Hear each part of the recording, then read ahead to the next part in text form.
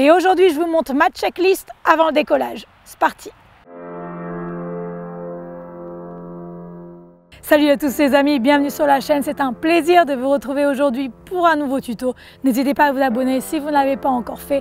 Également, vous pouvez télécharger gratuitement mon e-book que j'ai créé spécialement pour vous sur l'application DJI Go 4 puisque ceci est un complément de cet e-book. Donc vous avez le lien dans le box commentaire et n'hésitez pas à le télécharger. Aujourd'hui, nous allons parler de checklist. Alors, c'est quoi une checklist? Une checklist, c'est une série de points à vérifier et à ne pas oublier avant chaque décollage. Mais avant de vous rendre sur votre lieu de tournage, il y a certains points que vous allez devoir anticiper quelques heures avant ou la veille avant de vous rendre sur les lieux en question. Alors, petit retour en arrière.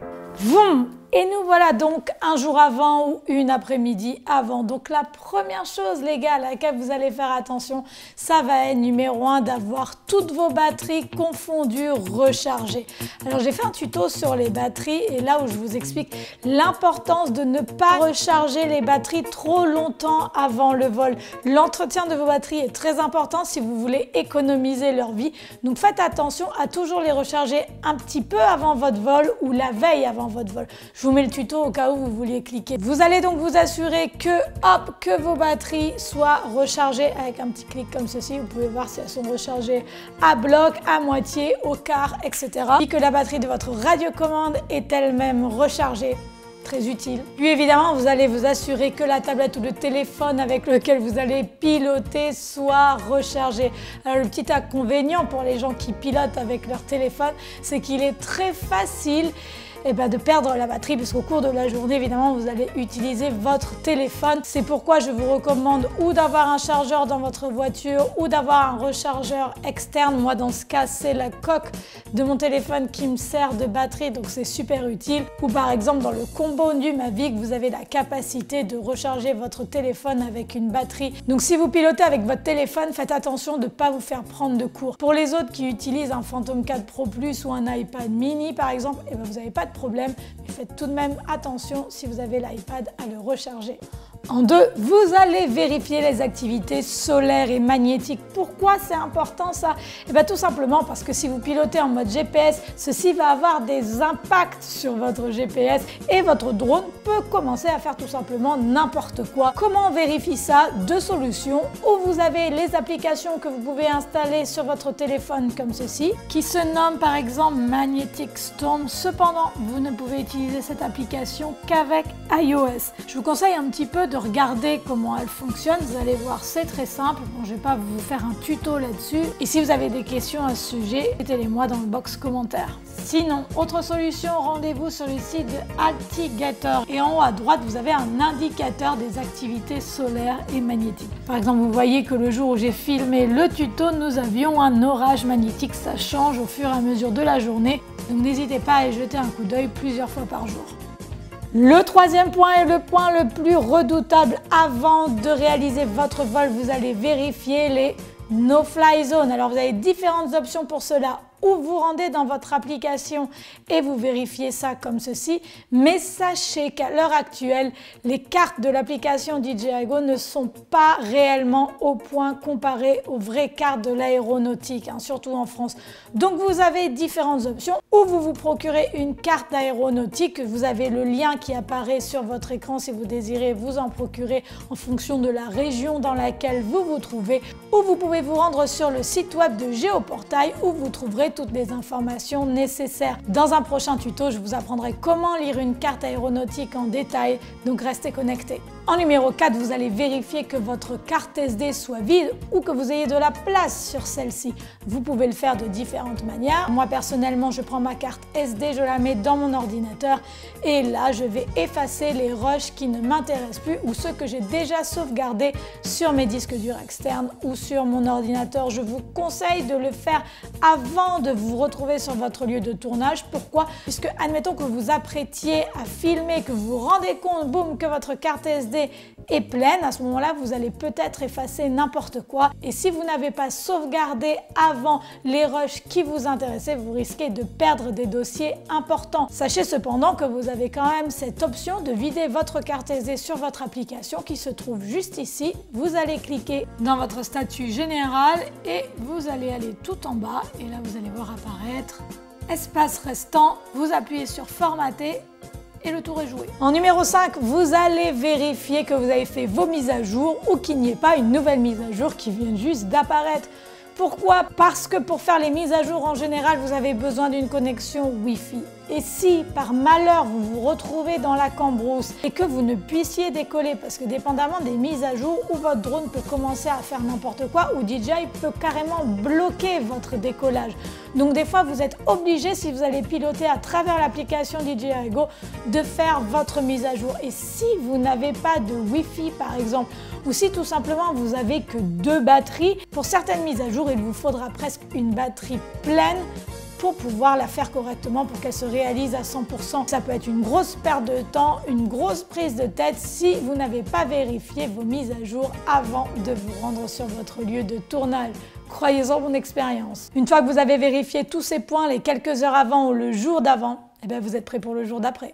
Ensuite, vous allez prendre connaissance de votre environnement. Alors, si vous connaissez l'endroit évidemment où vous allez voler, il n'y a pas de problème. Cependant, si c'est la première fois que vous y rendez, eh bien tout simplement prenez le temps de marcher un petit peu, d'observer. Alors, est-ce qu'il y a des lignes électriques? Est-ce qu'il n'y en a pas? Ou est-ce qu'il y a des routes? Regardez où se positionne le soleil par rapport à votre vol, ce qui est très important également. Si vous voulez évidemment avoir de belles prises, si vous en foutez, c'est pas grave, mais si vous voulez avoir de belles prises, la position du soleil est très importante. Également, une petite astuce, si vous ne pouvez pas avoir une vision générale de votre lieu de vol avant de vous y rendre, eh bien je vous conseille tout simplement quand même de scruter avant sur Google Earth ou sur Internet si vous pouvez avoir des photos ou si vous pouvez tout simplement avoir au moins une idée du lieu que vous allez filmer, parce que ça peut être d'une grande aide, tout simplement, même seulement ne serait-ce que pour savoir où est-ce que vous allez vous positionner. Si vous avez du vent, n'hésitez pas à mesurer avec un anémomètre les rafales de vent au-delà de 20 à 25 km/h. Je vous conseille de ne pas décoller, surtout si vous êtes en manuel. Encore en mode GPS, ça passe. Mais si vous êtes en mode manuel, ça va être chaud. Puis vous allez également vérifier que vos hélices soient bien montées, que vous n'ayez pas de jeu de moteur. Pour ceux d'entre vous qui suivent mes aventures, vous savez tous que j'ai fait tomber un drone à cause de ça, en plein Marbella, tout simplement parce que j'avais un petit jeu dans les moteurs et tout simplement j'avais pas vraiment vérifié ça avant de décoller. Puis lorsque j'étais à la hauteur maximale, j'ai voulu faire redescendre le drone et une hélice a sauté en plein vol et c'était une chute. Et voilà, il s'est écrasé par terre, fin de l'histoire. Donc ça doit être vraiment un réflexe automatique. Vérifiez toujours que vos hélices soient bien montées. Regardez qu'elles ne soient pas ébréchées non plus, parce que ça va affecter l'orientation de votre vol et même la qualité de votre vol. Et puis de temps en temps, amenez-le à un réparateur qui va pouvoir vérifier que vous n'ayez pas de jeu de moteur. Si vous êtes évidemment un manuel, faites-le vous-même. Mais pour tous ceux d'entre vous qui, comme moi, n'y connaissent pas grand-chose à la mécanique interne des drones, eh bien tout simplement, vous allez à votre dealer le plus proche et vous lui demandez de lui faire un petit check-up quand même de temps en temps, puisque voilà, ce sont des machines et puis sur le long terme, plus vous volez, plus vous risquez de rencontrer un problème technique. Puis vous allez également vérifier le statut global de votre appareil. Je ne vous le répéterai jamais assez. Prenez 5 minutes avant chaque vol pour vérifier que tout est en ordre, que vous n'avez pas de problème de batterie, que vous n'avez pas de problème de mise à jour, que tout est nickel. Ça vous évitera des problèmes éventuels. Comment faire? Je vous le remontre encore une fois. En haut de votre écran, sur la bande de couleurs qui défile, vous appuyez et là vous allez voir le statut de votre appareil. Par exemple, vous voyez statut général, j'ai un surcharge au niveau de la nacelle. Si vous avez une indication comme ça et que vous décollez, vous risquez de planter votre drone. Ensuite, vous regardez le mode de vol, l'attitude de vol maximale, etc.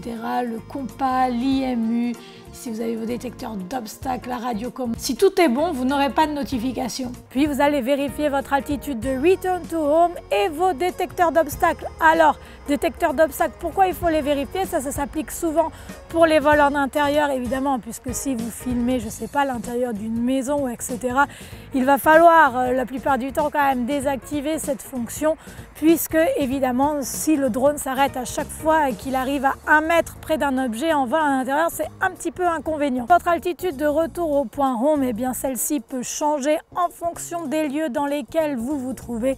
De temps en temps, si vous vous retrouvez ici dans la nature, bon ben là j'ai pas trop d'arbres autour de moi, donc peut-être que je vais la mettre à 20-30 mètres. Si par exemple je me trouve en pleine forêt ou que voilà il y a beaucoup de relief, à ce moment-là vous allez monter votre altitude de retour to home pour pouvoir être sûr de retrouver votre drone. Avant de commencer à voler, vous allez nettoyer vos filtres et vous allez les monter. Alors oui, nettoyer, parce que bon, c'est un petit peu rageant de commencer à voler et d'avoir une grosse trace de pouce sur le filtre. Ça va vous gâcher tous vos rushs, vous allez être dégoûté. Donc n'oubliez pas de regarder si votre filtre est propre. Ensuite, vous allez le monter.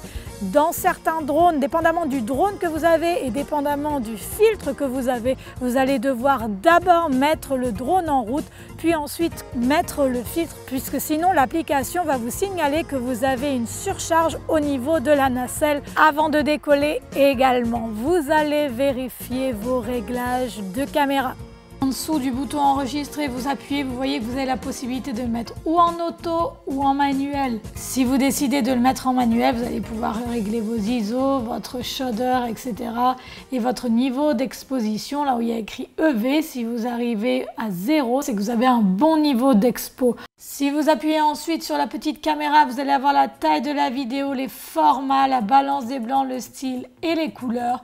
Puis, si vous appuyez sur votre petite roulette, à ce moment-là, vous allez avoir d'autres paramètres. J'ai fait plusieurs tutos à ce sujet. Si vous voulez en savoir plus, n'hésitez pas à cliquer. Et puis, la dernière chose, avant même de décoller, on va appuyer sur le bouton enregistrer.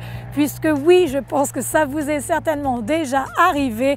On décolle, clac, clac, on fait un super vol. À la fin, on se rend compte qu'on n'a rien enregistré du tout, puisqu'on a fait gaffe à tout le reste, sauf à appuyer sur le bouton pour enregistrer. Donc pour éviter que cela ne vous arrive, tout simplement appuyez sur le bouton enregistrer avant de décoller. Voilà, maintenant vous savez tout, c'est la checklist que j'applique avant chacun de mes décollages. Merci les amis d'être de plus en plus nombreux sur la chaîne, c'est toujours un plaisir de vous retrouver chaque dimanche.